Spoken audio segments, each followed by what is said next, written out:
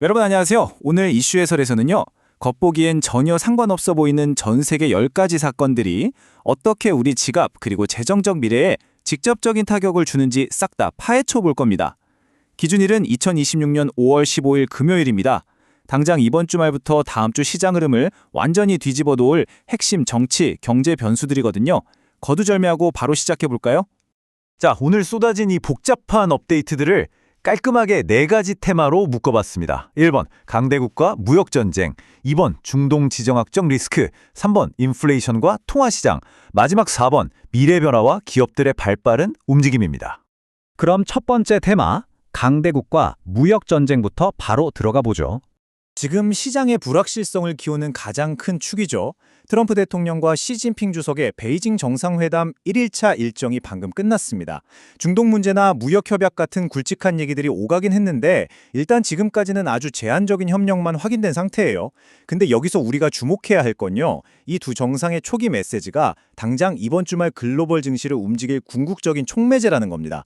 말 그대로 전 세계 시장의 스위치를 이 두 강대국이 꽉 쥐고 있는 거죠. 자, 그리고 지금 보시는 이 10%라는 숫자 꼭 기억하셔야 합니다.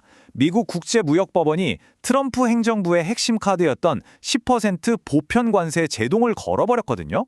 이러니까 이미 관세를 냈던 기업들이 그럼 우리 돈 돌려줘 하면서 대규모 환급 소송을 쏟아내고 있습니다. 지금 미국 재정이나 보호무역 정책 전반에 엄청난 불확실성의 파도가 덮친 상황입니다. 이런 혼란 속에서 우리는 다임데이라는 아주 중요한 데드라인을 마주하고 있습니다. 다임데이가 뭐냐고요? 바로 7월 4일 미국이 수입 자동차에 새로운 관세 폭탄을 떨어뜨리겠다고 예고한 날입니다. 이 날짜가 대서양을 가로지르는 어마어마한 무역 갈등의 다음 트리거가 될 겁니다. 말 그대로 지금 미국과 유럽연합 사이에 살벌한 치킨 게임이 벌어지고 있는 거예요. 미국의 다임데이 관세 위협에 EU가 가만히 있을 리 없죠. 미국산 농산물 그리고 하이테크 제품에 강력한 보복 관세를 매기겠다며 맞불을 놨습니다. 이게 왜 중요하냐면요. 이 두 거대 경제권이 정면 충돌하면 당장 우리가 마트에서 사는 식료품이나 자동차 가격표가 완전히 바뀔 수 있기 때문입니다. 게다가 강대국들의 힘겨루기, 여기서 끝이 아닙니다. 중국이 미국의 강달러와 경제 제재에 맞서서 드디어 반제재법을 전격 가동했습니다. 서류상으로만 오가던 제재가 이제 현실이 된 거죠. 실제로 중국 내 미국 에너지 기업들의 부품 수급이 꽉 막혀버렸습니다. 경제적 페널티가 아주 실질적이고 물리적인 공급망 마비로 직결되고 있는 겁니다. 자, 그럼 이제 회의실에서 벌어지는 힘겨루기에서 벗어나 당장 물리적인 위협이 도사리고 있는 두 번째 테마, 중동 지정학적 리스크로 넘어가 보겠습니다. 이란이 꽉 쥐고 있던 호르무즈 해협의 통행 규칙을 살짝 풀었습니다. 선박들이 제한적으로나마 지나갈 수 있게 되면서 무섭게 치솟던 국제 유가가 일단 한풀 꺾였어요. 당장 주유소 가시는 분들에겐 진짜 반가운 소식이죠. 하지만 속단하긴 이릅니다. 미군과의 국지적인 교전 위험은 여전히 그대로 남아있거든요. 그야말로 잠시 숨만 돌린 상태라 시장은 여전히 바짝 얼어붙어 있습니다.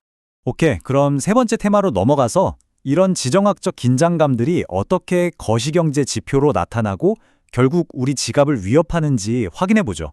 요즘 이 단어 스태그플레이션 다들 아시죠? 경제의 성장은 바닥인데 물가만 미친 듯이 오르는 최악의 상황이잖아요.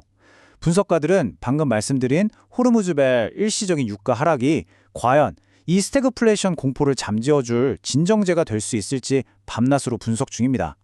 이 에너지 가격 하락이 정말 물가를 잡는 신호탄일지 아니면 일시적인 착시일지가 관건이죠. 그리고 그 해답을 쥐고 있는 게 바로 곧 발표될 소비자 물가지수, CPI 데이터입니다. 지금 전 세계의 눈이 다 여기 쏠려 있어요. 왜냐고요? 미국 연준을 포함해서 전 세계 중앙은행들이 이 숫자 하나를 보고 다음 금리를 올릴지 내릴지 결정하거든요. 우리 대출 이자율이 바로 이 지표에 달려있다는 얘기입니다. 통화시장 분위기도 볼까요? 바닥을 모르고 추락하던 엔화 약세가 미일 재무장관 회담 직후에 다행히 살짝 브레이크가 걸렸습니다.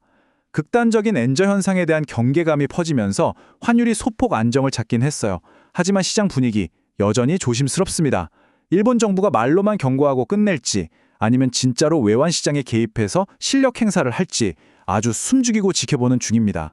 자, 이제 마지막 네 번째 테마입니다. 여기서 진짜 흥미로운 건요.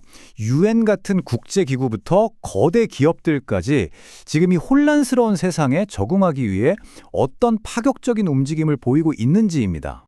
이거 완전히 거대한 패러다임의 전환입니다. UN이 우리가 평생 써왔던 생산량 중심의 기존 GDP를 버리고 삶의 질과 환경적 지속 가능성을 측정하는 새로운 지표를 도입하려고 검토 중이에요. 만약 이게 현실화된다? 국가 신용등급 매기는 방식부터 수조 달러가 오가는 ESG 투자의 룰 전체가 그야말로 뿌리째 뒤바뀌는 겁니다. 방역 쪽에서도 심상치 않은 소식이 있습니다. 카나리아 제도에 입항한 크루즈선에서 한타바이러스 감염자가 나와서 배가 통째로 격리됐거든요. 유럽연합이 즉각 총력 대응에 나섰습니다. 팬데믹 때 뼈저리게 겪었잖아요. 이 고립된 사건이 제2의 팬데믹으로 번지는 걸 막으려고 유럽 전역이 보건 공조 체제를 엄청나게 조이고 있습니다. 그리고 이런 복잡한 글로벌 흐름은 아까 처음에 얘기했던 무역 장벽 이슈랑 기가 막히게 연결됩니다. 현대차랑 LG전자가 인도 진출 30주년을 맞아서 진짜 어마어마한 규모의 투자를 발표했거든요. 왜 지금 인도일까요? 미국과 EU가 치고 있는 그 촘촘한 보호무역 장벽을 아예 우회하겠다는 겁니다. 인도를 단순한 소비 시장이 아니라 글로벌 수출 허브로 만들어서 생산 거점 자체를 옮겨버리는 전략이죠. 그야말로 무역전쟁이라는 위기를 피해서 새로운 살 길을 뚫는 겁니다. 자, 이렇게 오늘 글로벌 경제를 뒤흔드는 10가지 핵심 변화를 쭉 짚어봤습니다. 무역전쟁부터 기업들의 생존 전략까지 얼핏 보면 다 다른 뉴스 같지만 결국 하나의 거대한 거미줄처럼 엮여 있죠. 자, 그럼 시선을 다시 이번 주말로 돌려볼까요? 베이징에서 진행 중인 미중 정상회담의 최종 결과. 과연 시장의 갈등을 싹 식혀주고 우리에게 평온한 월요일을 선물할까요? 아니면 다가오는 한 주를 롤러코스터 같은 변동성 속으로 몰아넣을까요? 이 결과가 당장 다음 주 여러분의 계좌 상황을 결정지을 겁니다.